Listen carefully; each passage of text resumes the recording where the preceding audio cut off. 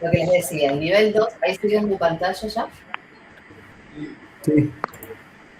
Perfecto. El nivel 2 va a empezar un poquito más a nivel de lo que es un diseño de un invernadero. Acá, lo que ustedes plantearon para unidades hogar, quizás no requiere de tanto cálculo, y es una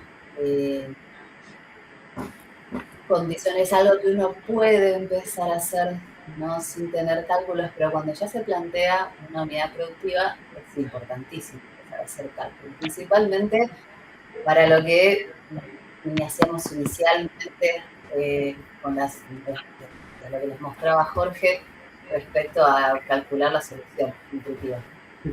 Porque es la base, más allá después de todo lo que son los costos de infraestructura, ¿no? Es la base después de mantener el modelo de negocio. Y si uno no hace bien los cálculos de fertilización, no les crecen las plantas. Entonces, ahí es en donde empiezan las cuentas. Que por suerte, ¿no? Las cuentas siempre ahora uno las puede ayudar con la inteligencia artificial o con la automatización, pero hay algunos que prefieren que no, tener el contexto de dónde está viniendo, ¿no?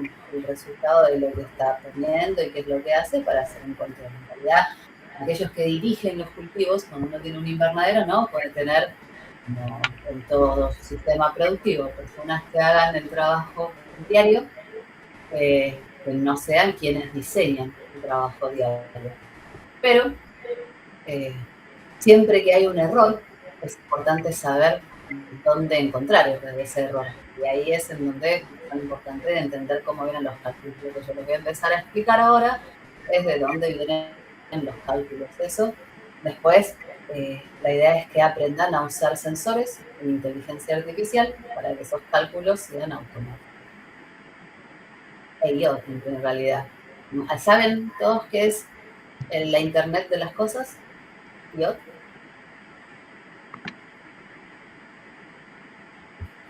¿O alguien que no sepa qué es la Internet de las cosas? Bien.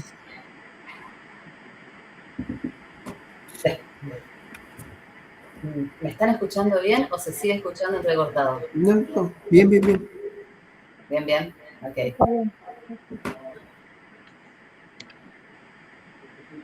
Y ven la pantalla. Yo veo como que la pantalla está En blanco. congelada. ¿Ustedes están viendo la presentación? No, está, sí vemos el mouse, pero está en blanco. Como que no carga. No, claro, estoy viendo lo mismo, por eso.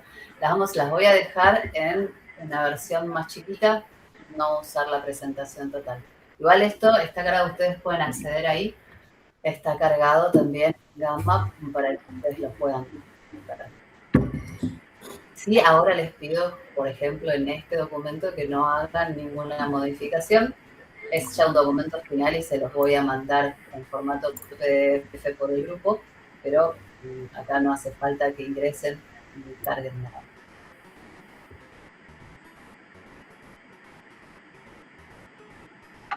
Va muy lenta en internet. Yo no sé si no haya tenido problemas. He estado.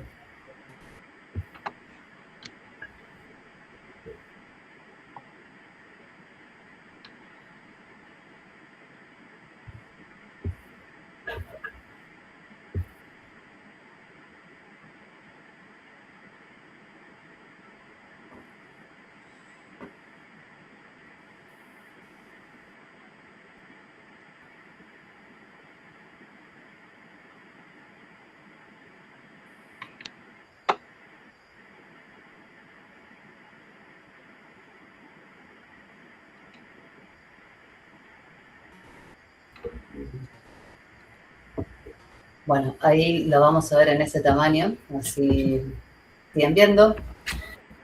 La idea es que este documento les quede, como les decía, como un manual técnico para después usar cuando quieran escalar. Yo sé que la mayoría de los que están acá por ahora siguen con la idea de un cultivo en casa, Y parte de la información que vayamos a ver, quizás supere las expectativas ahora de lo que es el diseño de una casa. Pero el nivel 2 de este curso, la idea es que ustedes aprendan un poquito más sobre condiciones de cálculo de cultivos. Esto es parte introductorio para aquellos que no han hecho el nivel 1, que ya se anotaron algunos, los dejé, pero vamos a empezar a entender cuáles son los sistemas más usados. Acá dice Deep Steam Technique de FT, ¿no? Pero es el Deep Water, el que vimos como Deep Water. En resumen de lo que ustedes han podido ver en los sistemas que también diseñaron para su casa, ¿no? Son las dos técnicas de mayor uso.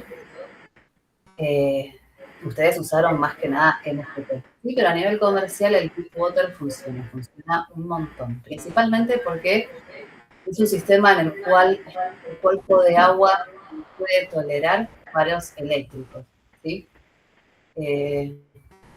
Es muy fácil el manejo, es más fácil el manejo y no requieren de tanta iluminación o anexos de iluminación como por ejemplo las torres verticales, ¿sí?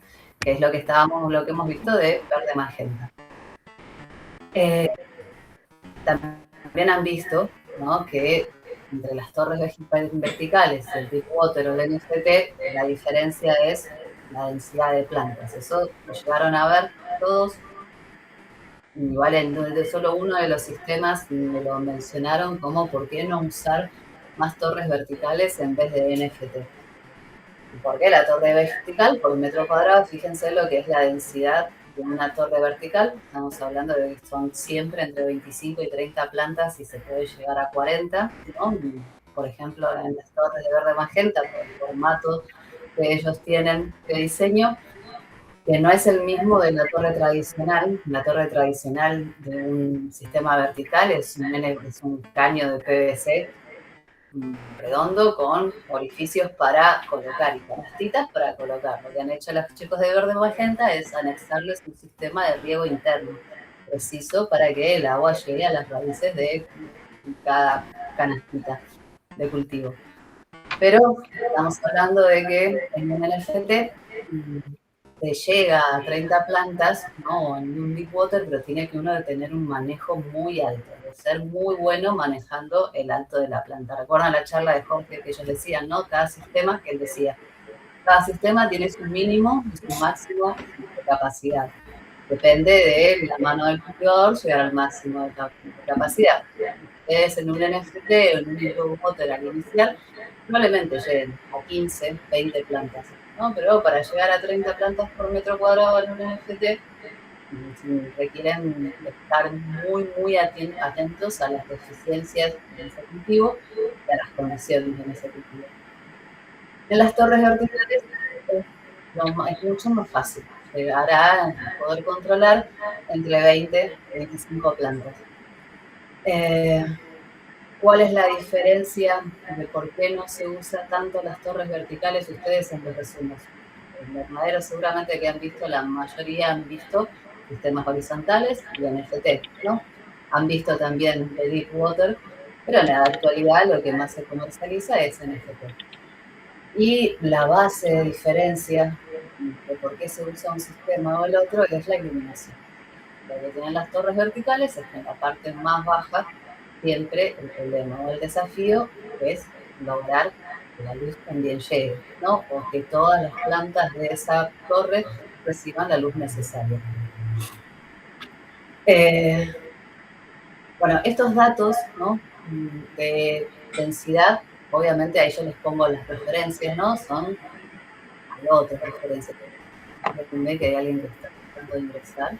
Hay otras referencias, pero les pongo yo las más actuales, que son referencias en función de estudios, ¿no? Y siempre son variables, como les digo, depende de la mano de cada uno. Espérenme que tengo que ir a ingresar más. pero suelen ser bastante objetivos.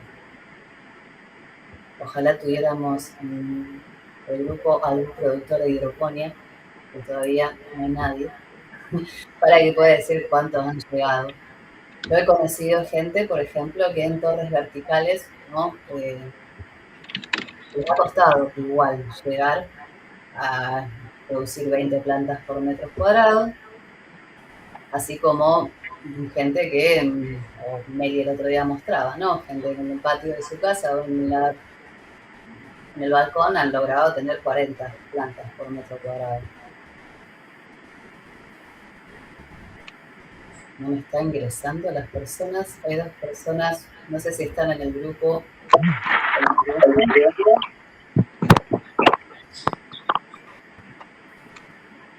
Bueno, seguimos.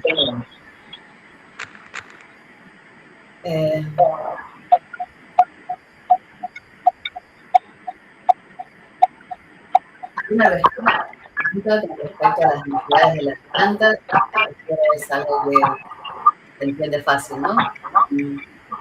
Sí, sí. La diferencia entre una producción técnica, cuál es lo que promueve el mayor. ¿Hay alguien que me está haciendo eco? ¿Puede ser? Ahí está la conexión completa. Daniel, pasar al silencio. Ahí va. Ahí te sé. Creo que hace eco. Hay en varios sonidos, ¿no? Ahí va, silencié también a Minecraft y Movies.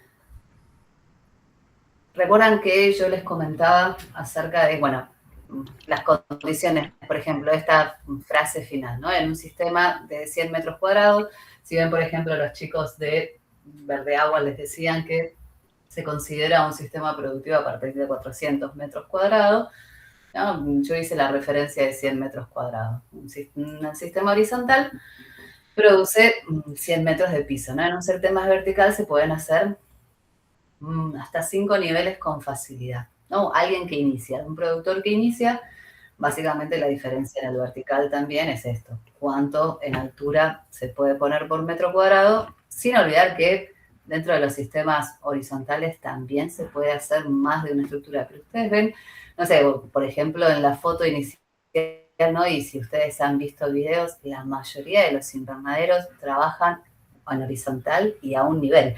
Lo han visto eso, ¿no? Uh-huh.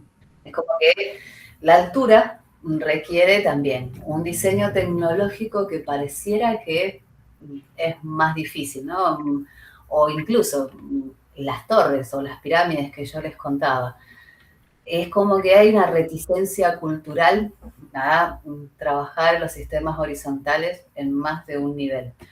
El otro día, por ejemplo, me sorprendí, pero lo estuvimos hablando con los chicos de Verde Agua, ellos dejaron de diseñar las pirámides.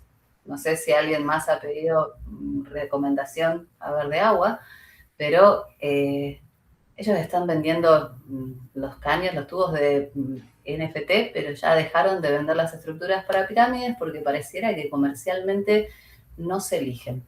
No significa de que sean menos eficientes, es una cuestión cultural. Pero la forma, a veces, lo que tiene, ¿no?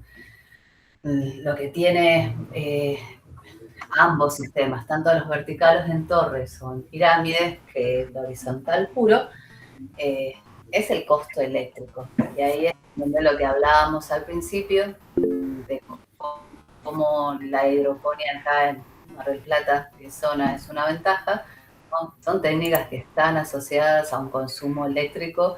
Está buenísimo usar fuentes renovables. Ahora les voy a contar un poquito el tema de la parte de fertilizantes. ¿Alguien tiene alguna pregunta sobre respecto de técnicas de fertilizantes? Yo. Sí.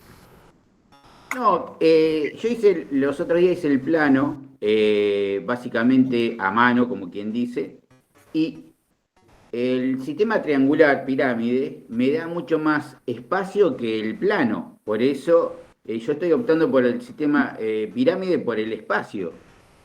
casi Claro, pongo es el mucho. doble de plantas. Un montón. Vas a tener el mismo tema que tenés en una torre, ¿no? Las partes bajas reciben menos luz que las partes más altas. Pero ahí siempre está esto que yo les explico respecto a hacer una rotación de crecimiento. Si vos elegís solo una especie, nada, ponés arriba las plantas más bebés que tienen que crecer más rápido y absorben más luz. Si no, Acompañada con la luz, ¿no es cierto? exactamente. Exactamente, pero lo que tiene la pirámide a comparación de la torre es que la luz cae. A no ser que vos pongas la planta más grande arriba y que sea una planta frondosa, como una escarola o una selga que crezca mucho, ¿no? Y le dé sombra a las de abajo, en realidad siempre arriba vas a estar recibiendo en la torre de pirámide y abajo también. En las torres no. En las torres es más complejo. Hay unos diseños que no se usan mucho, pero porque también es cultural. Hay unos diseños parecidos a los de verde magenta, en donde la torre es más ancha abajo y más finita arriba. Es como un cono. No Claro, es cono, la vi, la y vi. eso ayuda a la luz también. Pero si no, y además en esta época, que es lo que le decía Jorge antes también, en esta época la suplementación LED es la clave y ahora después les voy a comentar un poquito más sobre eso. Pero antes, en realidad lo que me interesaría que entiendan es qué es esto de los micronutrientes y los macronutrientes, para que entiendan por qué se fertiliza el agua como se fertiliza, ¿no? Y acá empezamos con la primer tabla para estudiar, ¿sí? Las plantas necesitan 16 elementos químicos para crecer, ¿sí? En el suelo, todo eso proviene de la actividad orgánica, del ciclo de vida que hay en ese suelo. En el agua, en hidroponía, se lo tenemos que dar nosotros. Y esos son los micro y los macronutrientes. ¿Qué son los macronutrientes? Por eso se le dicen macronutrientes, porque son los elementos fundamentales. Si la planta no tiene eso, no crece. Y así como, por ejemplo, en nuestra dieta, ¿no?, animal, nosotros necesitamos lípidos, hidratos de carbono y proteínas, la planta necesita nitrógeno, fósforo y potasio como base. Fíjense que el nitrógeno necesita, el nitrógeno es la base de la construcción proteica, ¿no?, en todo el ser vivo, y es lo que le da crecimiento, lo que le da cuerpo a la planta. El fósforo, que en realidad no significa que solamente sea para una función, sirva a lo largo de toda su vida, ¿no?, tiene más que ver como un transportador de energía en todos los cuerpos, ¿no? Pero el fósforo es como la moneda de intercambio energética dentro de la planta. Se necesita mucho al momento de la germinación, mucho al momento de la floración, y para aquellos cultivos que son tubérculos se necesita durante todo el cultivo porque hace que las raíces también acumulen y activen. Después el potasio, que es un intercambiador natural, ¿no?, entre membranas. Yo no sé si ustedes lo han visto en algún momento, ¿no?, pero en la vida todo va de un flujo de mayor concentración a uno de menor concentración.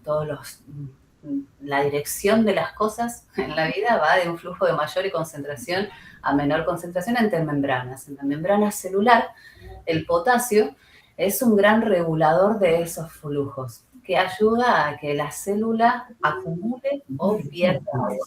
Si uno tiene, perdón, el fósforo no, el potasio. Si uno tiene deficiencia de potasio, probablemente la célula pierda agua. Y si la célula vegetal pierde agua, pierde estructura. Si va perdiendo estructura, es como que se va quemando la planta, se va perdiendo agua, la célula vegetal es como que se va quemando esa planta y por eso se ven los bordes quemados. ¿Una pregunta respecto a micro y macronutrientes?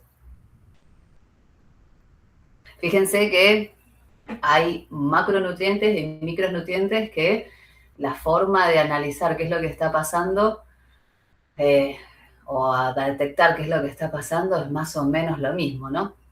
Por ejemplo, si falla el nitrógeno o falla el azufre dentro de la planta o el magnesio, las plantas tienen hojas amarillas, ¿no?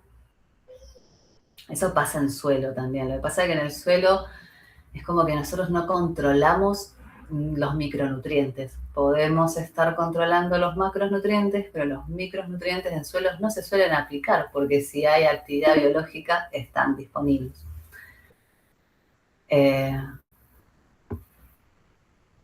¿Alguna pregunta? Guillermo, ya habías levantado, ¿no es cierto? Sí. Ahí va.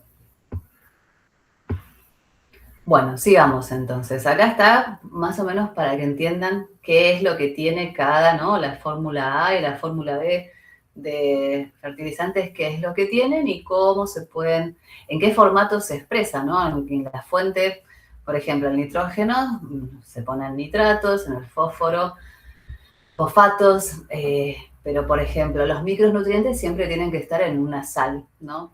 Como el nitrato de calcio, el sulfato de manganesio, el quelato de hierro, porque solos, al igual que las vitaminas, no existen, tienen que estar en una sal o en un formato químico estable. Esto es por si después se quieran poner a diseñar ustedes sus propios sistemas. Algo, por ejemplo, la gente que quiere hacer sus fertilizantes o sus soluciones nutritivas de manera orgánica, lo que hay que estudiar acá es en cómo puedo conseguir, ¿no? estas fuentes, en que encuentro, por ejemplo, quelato de hierro. Es difícil conseguir un quelato de hierro en un alimento. Entonces, ¿cómo lo agrego? Alguna vez escucharon, ¿no? Que les decían que al suelo les pongan clavos o cosas que estén oxidadas, ¿no? Bueno, no se puede poner en agua cosas que estén oxidadas así porque no funciona, pero sí vienen sales. El quelato de hierro suele ser algo que se pone de manera externa.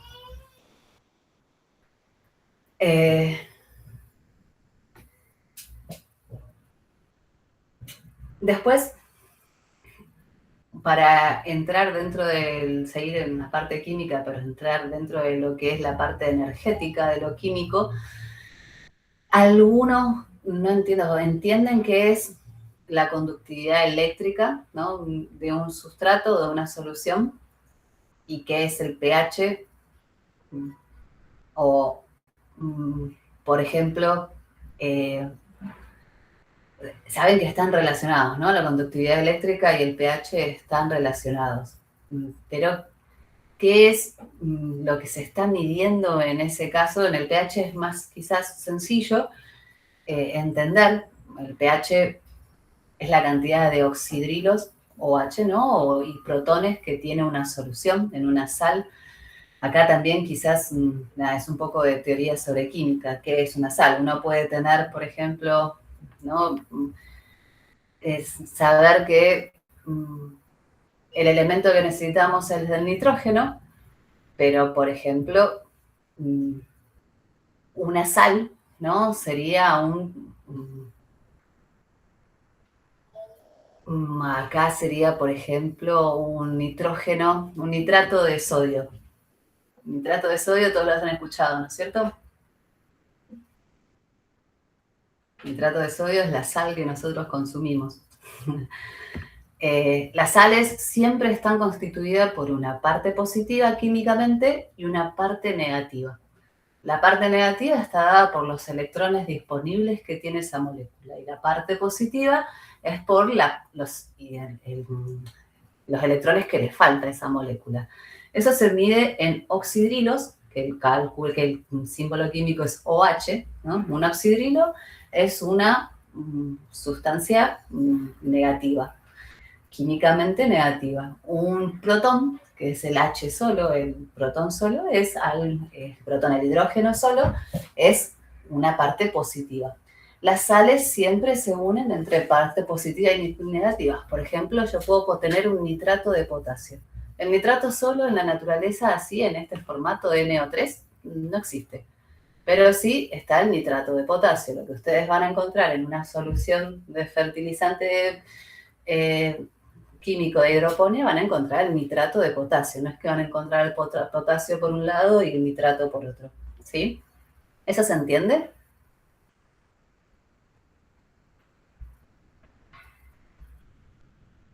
Bueno, no importa si no se entiende del todo, pero eso es lo que se mide en la conductividad eléctrica.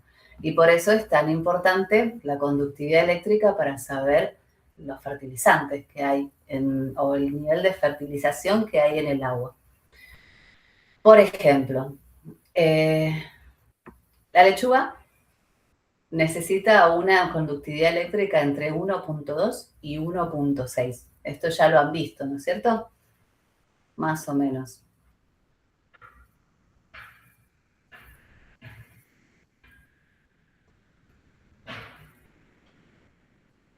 ¿Están escuchando? Sí, sí, profesor. Sí, se escucha. ¿Es muy aburrido lo que les estoy contando?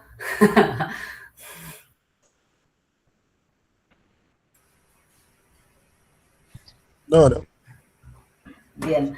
Bueno, la lechuga tiene una conductividad eléctrica entre 1.2 y 1.6, pero por ejemplo un tomate, ¿no? Tiene una conductividad eléctrica entre 2 y 2.5. ¿Qué significa esto?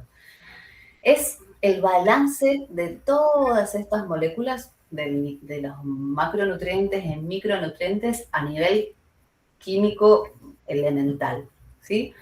El cálculo general de todos los nitratos, de todos los fosfatos, de todo el potasio, los nitratos de calcio y todo, ese cálculo energético a nivel de carga tiene que dar entre esto, 1.2 y 1.6. Por eso se usa para saber cuándo, o sea, hacer el cálculo matemático de la suma de todo eso cuesta, por eso las soluciones suelen, ¿no?, ya venir predeterminadas. Cuesta para monitorearlo, pero si uno ya lo sabe y tiene un sensor que sabe que tiene que medir eso, después uno va aproximando. ¿Por qué en el aproximar es importante saber esto de los micronutrientes o macronutrientes? Bueno, es lo mismo que uno le ponga, por ejemplo, para balancear. Yo, por ejemplo, tengo una lechuga que en vez de tener un agua de lechuga, ¿no? En vez de tener 1.5, por ejemplo, que es un estado ahí 1.5, 1.14, que es el ideal, me tiene 0.7. Que yo tenga una conductividad de 0.7 significa que le tengo que aumentar conductividad eléctrica. Si le tengo que aumentar conductividad eléctrica, significa que o me está faltando nitrato, o tengo mucho fósforo, o tengo mucho potasio, ¿sí? Entonces, pero no es lo mismo. Por ejemplo, los micronutrientes casi siempre no definen tanto la conductividad, pero sí importan también, ¿no? En el cálculo. Pero no es lo mismo que yo le agregue para la conductividad eléctrica más nitrato que, por ejemplo, ácido bórico, ¿no? El ácido bórico también tiene una conductividad que aumenta. Suele agregarse a ser más agregado de nitrato que de ácido bórico, porque las cantidades, las concentraciones que se necesitan de los micronutrientes son mínimas, entonces no me va a afectar tanto en la conductividad. Pero por eso se mide la electroconductividad. ¿Se entiende lo que les estoy explicando? Sí, sí.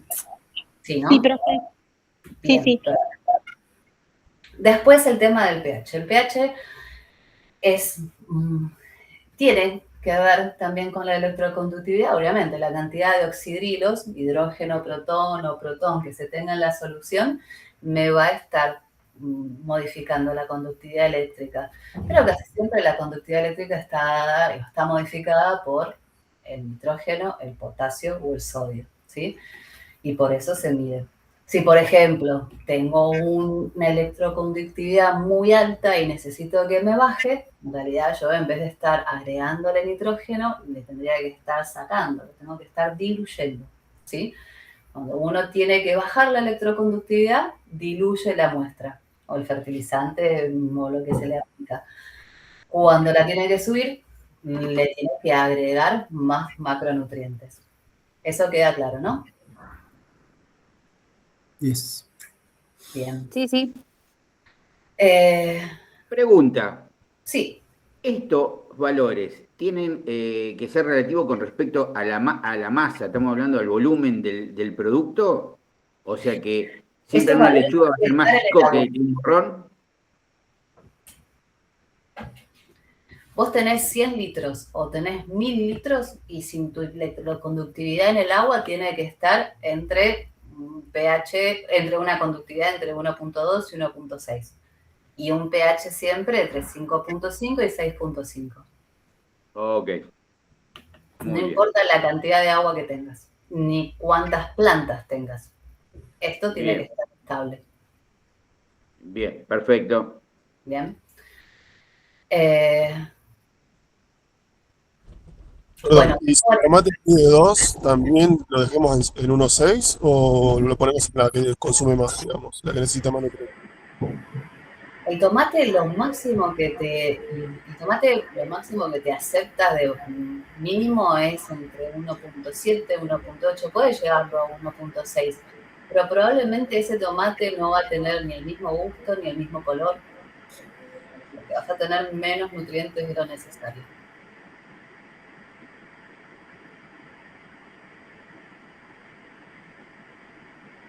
¿Sí? Fíjense que la frutilla y la lechuga no tienen tanta diferencia de electroconductividad, eso lo ven, ¿no? En la tabla. En el 4C. Por eso también la frutilla, dentro de la hidroponía, es uno de los cultivos. Yo les pongo estos que son los cultivos más básicos, pero después pueden ustedes mismos, ¿no? Buscar una tabla más extensa. Pero gran parte del motivo por el cual se manejan, ¿no?, estos cultivos es porque son similares.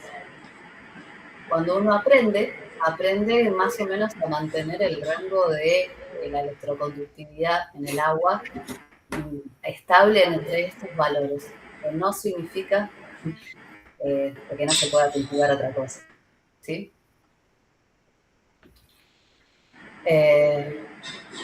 ¿Alguna otra pregunta respecto a por qué? O sea, entienden que la electroconductividad, ese sensor de electroconductividad, lo que va a estar midiendo en realidad es si hay suficientes macronutrientes disponibles para la planta, si la planta va a estar en condiciones de nutrición ideal. Y el pH, en realidad, tiene que ver, como en cualquier ser vivo, como el pH, tiene que ver con que esos nutrientes estén disponibles. ¿Se acuerdan que yo les decía, ¿no? Por ejemplo, que uno puede tener los nutrientes, ¿no?, en el agua, pero las raíces no estar absorbiéndolos. Y eso, hay veces que tiene que ver con que el pH no está óptimo, la temperatura también, que ahora vamos a ver, o el nivel de oxígeno en el agua. Eso les queda claro.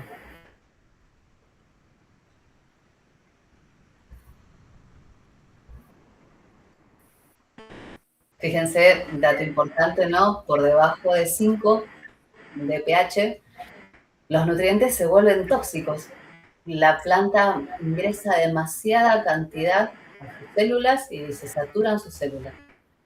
Y por encima de un pH de 7, que es neutro, no absorben directamente las plantas.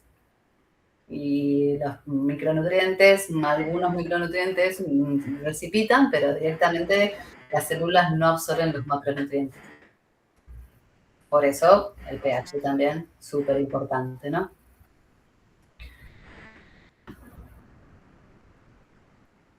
¿Alguna pregunta?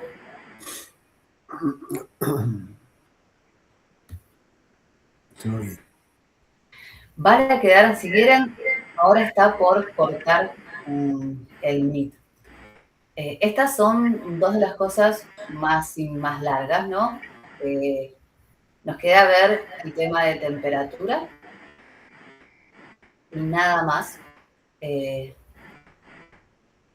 Y un poquito, ¿quieren que cortemos y lo dejamos y hacemos otro ingreso? ¿O quieren parar por ahora acá teoría y hacer preguntas? ¿Cómo están de ganas y sus cerebros de información? A esta altura del día. Claro. Además, piensan que mi voz es como muy constante. A veces los contenidos teóricos los hago muy aburridos. Pero pregunta, profe. Si quieren, hola, profe, quiero hacer una pregunta. Sí, Carlos. Toda esta información, ¿la vamos a encontrar ahí en la página o la vas a compartir por WhatsApp? Esto les va a quedar No. como un documento. Para que Perfecto, ustedes lean. porque precisamente porque los datos así fríos para estudiarlos y demás, siempre es preferible tenerlos por escrito, digamos, más fácil de entenderlos así, digamos.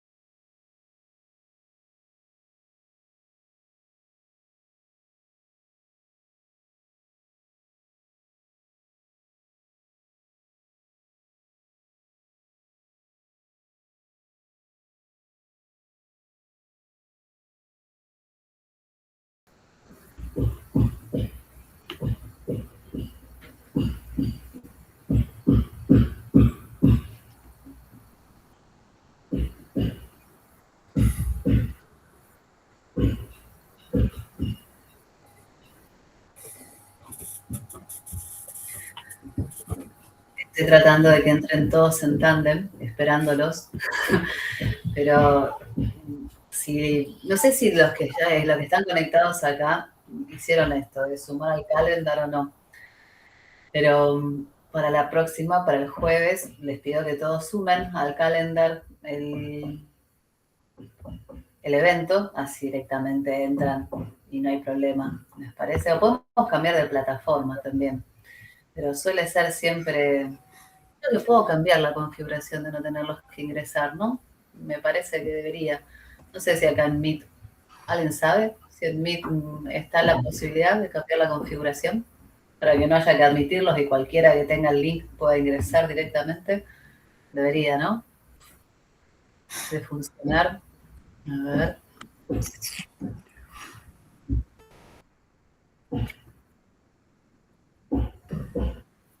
Bueno, después voy a intentar desde la reunión, así no tenemos que esperarnos para ingresar.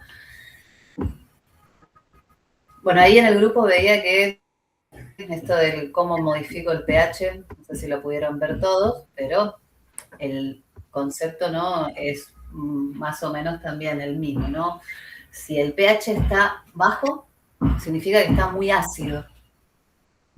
Ácido en una solución química significa que tiene muchos protones.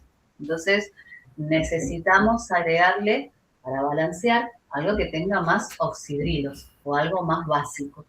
Entonces, por ejemplo, para balancear un pH ácido, se usa algún tipo de sal como o alguna mezcla que tenga, por ejemplo, potasio, sodio, ¿no?, disponible.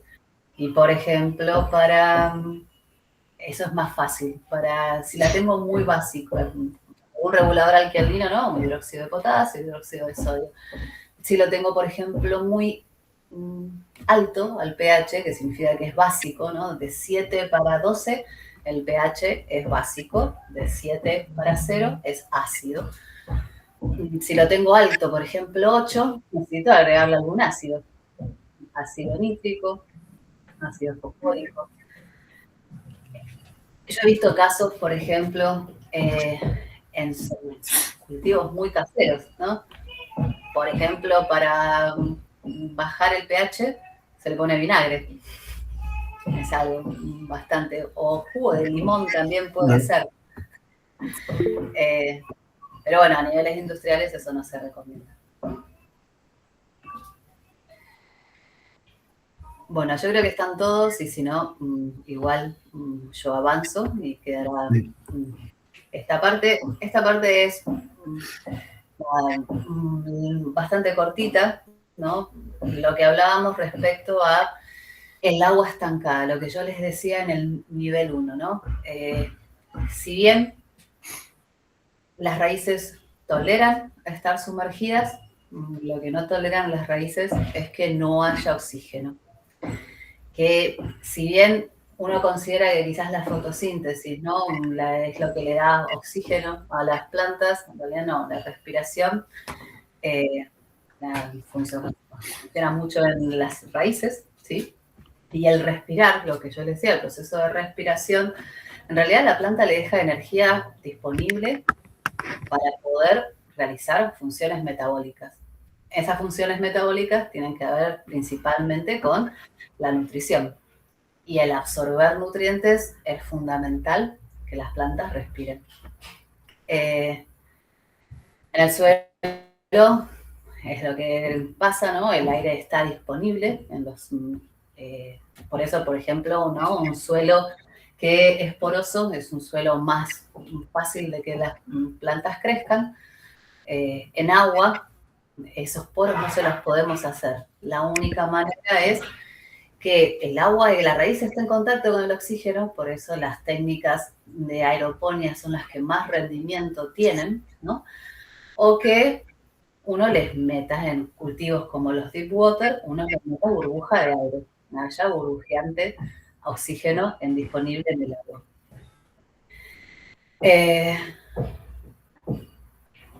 Acá, por ejemplo, nada, los aireadores, eso es algo que uno los puede tener en los estanques de reserva y después pasar a una técnica de NFT, por ejemplo, y ya el agua estar con oxígeno disponible. Igual en las técnicas de raíz o de película, la idea es que el aire está continuamente con la raíz, ¿no? Pero donde se usan realmente los aireadores es en las técnicas de deep water, ¿sí? Los piletones que tienen arriba, las placas con cultivos y las raíces están sumergidas en agua en casi su totalidad. Esto de cascadas era lo que se usaba antiguamente, pero nada, el tema de que estén recirculando es la clave, ¿no? Que el agua esté en movimiento. Si el agua está en movimiento, el oxígeno va a estar disponible dentro del agua. Se mide en miligramos por litro el oxígeno disuelto y tiene este rango óptimo, ¿no? Entre 5 y 8 miligramos por litro tiene que estar. Bueno, dato importante, ¿no? Es la causa principal. Si bien los sistemas deep water son los más sencillos y los que son más resistentes, por ejemplo, a que no haya electricidad, porque la planta está en contacto con el nutriente de manera continua por más tiempo. El problema de la hipoxia es la causa fundamental de que no funcionen estos sistemas. Y acá le dejo una tabla, última tabla del día, con una idea de más o menos cuánto es el tiempo del ciclo total, ¿no? En días de cada cultivo. Puse estos cultivos, esperen que hay alguien que está queriendo ingresar, le voy a dar ingreso. Puse estos cultivos porque son los más tradicionales.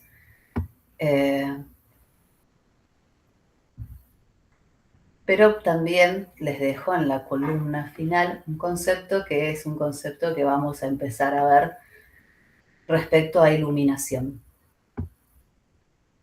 que es lo que se llama, a ver, les digo la traducción exacta, esperen que está un poquito más abajo, acá, el PPFD, Photosynthetic Photon Flux Density, o densidad de flujo de fotones fotosintéticos. Esto es lo que se mide para diseñar los sistemas de iluminación, ¿sí? Básicamente, ¿cuánto es energía de fotones fotosintéticos? Significa que cada planta tiene un rango que absorbe fotones, ¿sí? Y es la que necesita para fotosintetizar. Y fíjense, si uno ve, ¿no?, esto de la luz óptima, que también sirve mucho para unir cultivos. Por ejemplo, fíjense que la lechuga y la rúcula y la espinaca tienen una luz óptima similar. ¿no? El rabanito tiene similitud con la lechuga, la rúcula y la espinaca. El cale, por ejemplo, también puede ser, pero quizás, nada. Bueno, acá la temperatura del cale puede ser más baja todavía. El cale se aguanta temperaturas mucho más bajas. Esto es un error. Pero, por ejemplo, el tomate no. El tomate y el morrón necesitan otro rango. Pero fíjense que de vuelta la frutilla, y porque se cultiva en hidroponía, ¿no? La frutilla necesita una iluminación similar a, por ejemplo, se banca unirse una frutilla con una lechuga en una torre vertical, teniendo una iluminación constante, por ejemplo, de 600 micromoles. La lechuga va a crecer increíble. La frutilla capaz que tarda un poquito más, pero se las puede combinar. Esta es otra forma de acoplar, más allá de la electroconductividad, de acoplar cultivos, viendo cuál es la luz óptima. Y después vamos a ver cómo es la medición de esta luz óptima. Y algo que ya han escuchado hasta el momento, pero fíjense que los tiempos de crecimiento, ¿no? El ciclo total varían bastante, se duplican, ¿no? Entre lo que son plantas de hojas y frutos, ¿no? El rabanito acá yo lo mezclo porque es algo que se suele poner, pasa igual con el pepino, por ejemplo.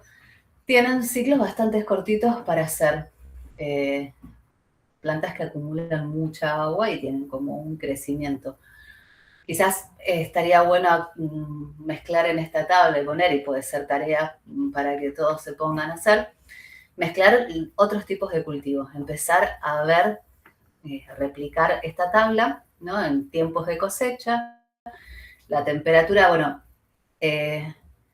temperatura óptima de los frutos siempre, ¿no? Es un poco más alta, pero no significa que, por ejemplo, un tomate no pueda crecer a 15 grados, ¿sí?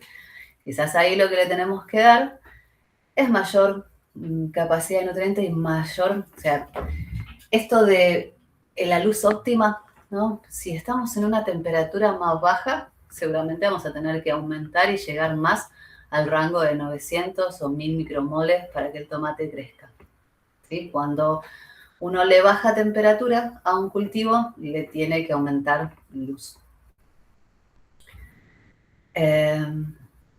Les dejo todas las referencias bibliográficas por si se quieren poner a estudiar un poquito más.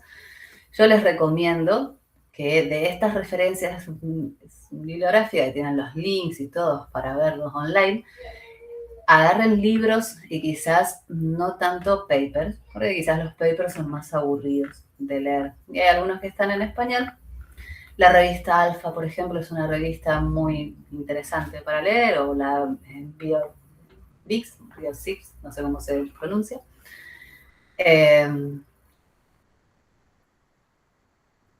Bueno, y esta plataforma Tierra, que también está bastante buena, hacen mucho énfasis de invernaderos inteligentes, y acá hay mucha referencia sobre cómo aplicar sistemas de iluminación, ¿sí?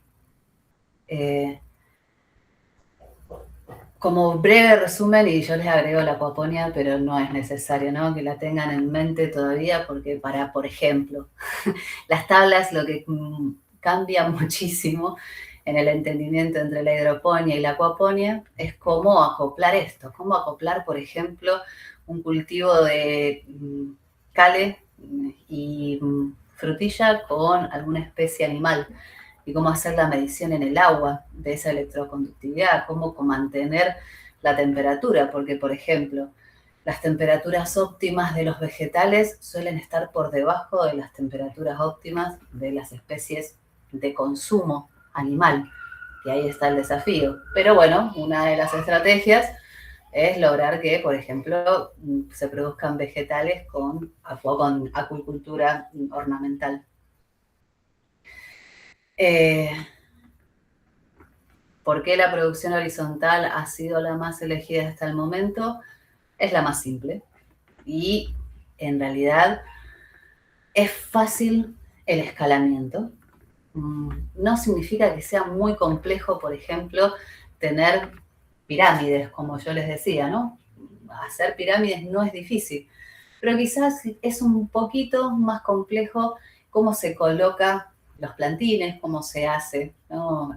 La siembra y la cosecha. Hay que darle un poquito más de vuelta de rosca a eso, que siempre tiene que ver con la misma base. Las plantas más jóvenes tienen que estar en mayor altura, las plantas más bajas, ir bajando, más grandes, más viejas, ir bajándolas. La producción vertical, mucha mayor eficiencia, ¿no? En superficie de cultivo, muchísima más, pero sí necesita esto, más manejo y más tecnología. Viendo esta tabla inicial que yo les mostraba de micro y macronutrientes, ¿qué tiene la acuaponia de ventaja fundamental sobre la hidroponía?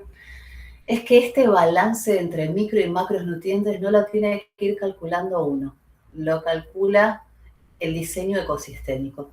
Cuando las especies se cultivan de manera ecosistémica, estos micros y macronutrientes se balancean. Pasa lo mismo que en el suelo, ¿sí? Yo les decía, ¿no? Uno en el suelo no tiene que estar chequeando si es un suelo fértil, ¿no? Y si es un suelo en donde hay actividad biológica. Es diferente si es un suelo degradado.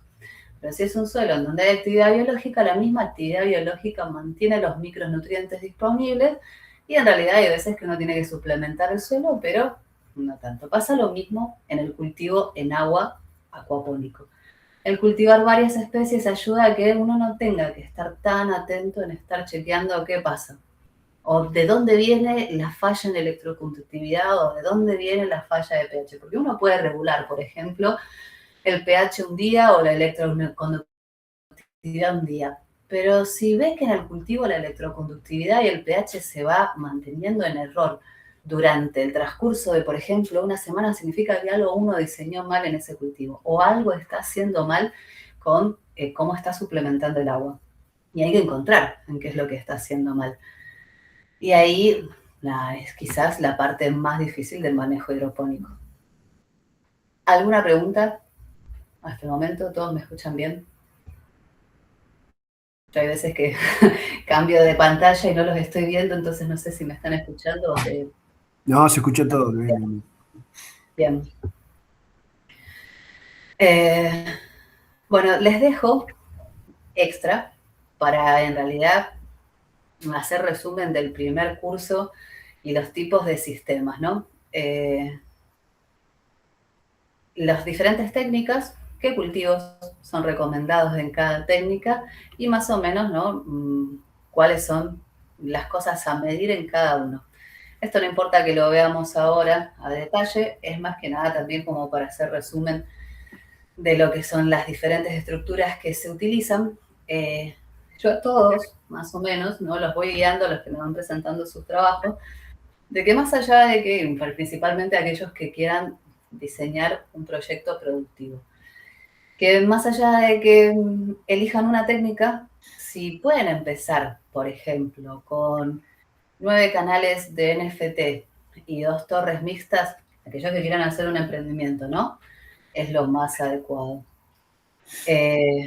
O 6 canales, así, una unidad chiquitita de producción.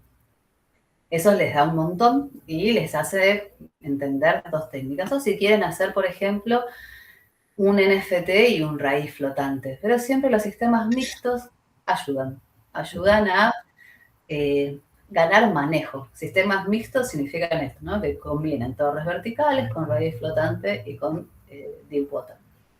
Con NFT, perdón.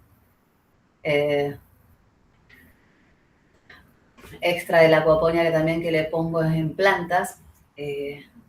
Algo que vamos a ver ya eso en el tercer nivel, pero me imagino que todos han escuchado de la sigla ROI, lo que es en un modelo de negocio. ¿No? ¿Roy? Uy. ROI es el recupero de la inversión. Es en cuánto tiempo yo recupero la inversión que hago. Y si bien en la hidroponía uno tiene una menor inversión al principio, tiene un tiempo más elevado que en la acuaponia el recupero de esa inversión. ¿Por qué?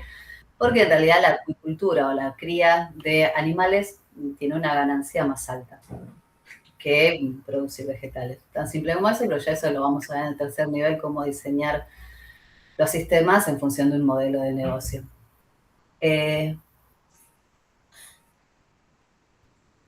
¿Cómo están? Yo esto en realidad, la clase 1, hasta acá les dejaría en teoría. Ahora quedaría, y eso lo veríamos en la clase 2, porque lo separé o depende de cómo puedan el martes o el jueves, ustedes participar, podríamos tomar, si los mismos que están hoy participan el jueves y si los que no estuvieron hoy ven la clase, podríamos avanzar y ver esto que en realidad, en resumen, es cómo aplicar suplementación eléctrica en los diferentes sistemas y un poquito de la densidad de plantas por sistemas y la base, que no es muy difícil, pero también les doy un poquito de información sobre cuántas plantas por metros cuadrados. ¿Cómo están de ganas de seguir viendo tablas o paramos acá y esto lo seguimos viendo en próxima clase? No, mi caso es que a las 6 tengo traumatólogo. Así que yo creo que, bueno, podemos parar. Pero lo hablo por mí, después los demás eligen, ¿no? Claro. Pero si quieren podemos parar y lo que yo les puedo hacer ahora es compartir el archivo, lo releen y miran un poquito más las tablas y el jueves los volvemos a tomar. Por ahí quizás es un poco más aburrido. Entonces, son números que ustedes quizás leyéndolos solos los ven más fácil. Pero sí me interesaban que ustedes entendieran. Cuando estamos midiendo conductividad eléctrica, ¿qué estamos viendo? Cuando medimos pH, ¿qué estamos midiendo? Claro, exacto. Sí, Flavia lo que me dice. Hoy les paso todo el material. Yo me imagino que vamos a hacer los mismos los que están el jueves, porque han venido casi todos. Y si se suman a alguien más, igual yo voy por el grupo, hago eso, les mando este PDF y leanlo. Y el jueves nos vemos y volvemos a retomar. ¿Sí? A mí ya me clavaste una espina con respecto a la temperatura. Ahora tengo que ir allá y hacer un parámetro de la temperatura que vengo haciéndolo de hace tiempo, pero ya me mató. Ahora tengo que ver cómo puedo resolver para no tener temperaturas tan bajas en invierno. Pero acordate que la temperatura yo te estoy midiendo es en el agua, no en el ambiente. ¿Sí? Y para mantener esa temperatura en el agua hay formas. Claro. Va a perder, pero el agua no pierde tanto la temperatura, la pierde lento. Y si vos haces una recirculación, ya sea que tengas un deep water, en un deep water la temperatura se mantiene mucho más tiempo. ¿Sí? Y en una recirculación, el tema es cómo vos diseñes la recirculación para que en realidad los canales, ¿viste esto de las torres que vos decís, las pirámides? Sí. No tenga que recorrer, hacer una pirámide de 10 caños NFT, ¿sí? Subidos, eso se puede hacer en lugares cálidos. En un lugar frío como Mar del Plata no te conviene superar los 4, 5, porque el agua se va a enfriar, va a ser comparativamente menor la que ingresa al principio a la que está saliendo. Si no, lo que haces es lo mismo, pones las plantas más resistentes a la temperatura abajo. Siempre las plantas más resistentes van abajo en las pirámides y las más sensibles altas. En hidroponía siempre las más sensibles van arriba y las más sensibles, van abajo. No, las resistentes van abajo y las más sensibles van arriba. Está bien. Claro, porque yo arriba voy a poner luz y al tener luz de distinto tipo, es decir, cálidas y la luz fosfática, la violeta, ahí ya voy a tener un respaldo con respecto a las plantas chicas. En cambio, las plantas grandes, como vos decís, van a tener que bancarse más el tema del agua. Y yo el agua la quiero bajar es decir, de la torre que tengo, la quiero bajar de ahí. Y en invierno la torre ahí, el agua ahí es un candombe, porque ahí es donde chupa todo el frío. Algo que pasa en los invernaderos, y por eso también siempre se recomienda el policarbonato o el material más duro aislante. En los invernaderos la temperatura se mantiene diferente, un montón más. ¿Sí? Y vos podés aislar el invernadero bastante, podés aislar el tanque de reserva, lo podés enterrar. Por ejemplo, el otro día le estaba haciendo un diseño a alguien en el bosque Peralta Ramos. En el bosque Peralta Ramos, por la humedad, por la amplitud térmica, la forma, ¿no? Que no llega tanto el sol directo, etcétera, Si haces un invernadero, tenés que meter el tanque de reserva a enterrarlo. No lo dejes al aire libre. El tanque de reserva, metelo adentro de la tierra y ponele una bomba que te saque el agua de ahí hasta la altura que quieras. No hagas una estructura tan alta tampoco, porque si no, en la noche se te va a enfriar. Mucha esa agua. Claro, tengo Pero 7 incluso, metros. si vos esta capacidad fotónica que yo después les voy a enseñar, ¿no? Vos la transmitís durante el día. Porque, por ejemplo, en el bosque Peralta Ramos o en un invernadero que vos no tenés tanta luz, vos podés disipar la luz, ¿no? Durante todo el día.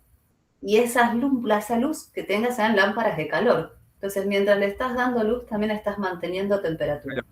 Porque hay que pensar algo en los invernaderos estos inteligentes. Cuando uno tiene un cultivo al aire libre, depende de la intensidad del sol. ¿Y el sol qué suele pasar? Tenés un horario pico de luminiscencia, estos fotones disponibles. Pero cuando vos lo sacás de la luz natural al cultivo y le pones luz artificial, que es lo que pasa, por ejemplo, lo que no, quizás con Jorge no llegamos a tanto detalle, pero porque ustedes no habían visto esto, pero pasa en la Antártida. ¿Qué le pasa? ¿Qué le entregan a esos cultivos? Luz durante todo el día en un rango fotónico ideal, que es este rango entre 300, 600 en una lechuga. Vos, la luz en el mediodía capaz que te llega a 2000, a 3000 micromoles. El sol le da un montón, la planta agarra un cachito nada más de eso. Pero si vos mantienes la iluminación LED solamente lo que necesita la planta, podés quizás darle a una planta 16 horas, 18 horas de luz y luz con calor. Y eso te mantiene el invernadero, que es lo que hacen en los módulos mapping, ¿no? El rango fotónico es preciso. Ya tengo algo, cómo voy a pensar y cómo voy a organizar esa parte. Exacto, pero bueno, por eso. Para eso hay que ponerle sensores, hay que darle luz, pero también quizás uno viene con la idea de cómo hago para darle luz total como tiene en el mediodía una planta. Y capaz que la planta no necesita para crecer tanta cantidad de micromoles fotónicos.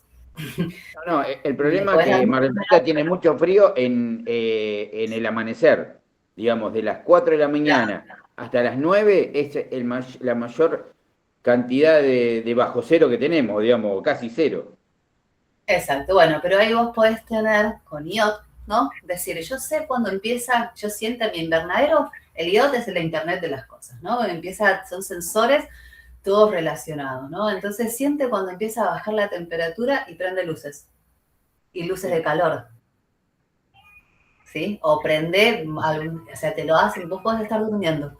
Y sin embargo, cuando baja la temperatura, a vos hay un sensor que te dice hay que prender las luces. Que es lo mismo que pasa cuando empieza a bajar la luz y te prenden la luz solar y te prenden en las frentes de las casas, ¿no? Los sensores, Volvemos, eso es todo automatización de todo, ¿no es cierto? Desde el granito de agua que necesitamos hasta la temperatura que necesita, temperatura ambiente, ¿no es cierto? No es tan difícil, ya van a ver en la clase 3, por ahí es que uno se imagina que eso está re complicado, y capaz que era re complicado hace 20 años atrás, ahora es bastante fácil. Uno pasa por cualquier casa y se prenden luces, ¿no? Hay sensores de movimiento. Bueno, hay sensores de pH y sensores de conductividad igual de accesibles ahora. Bueno, seguiremos pensando. Exacto.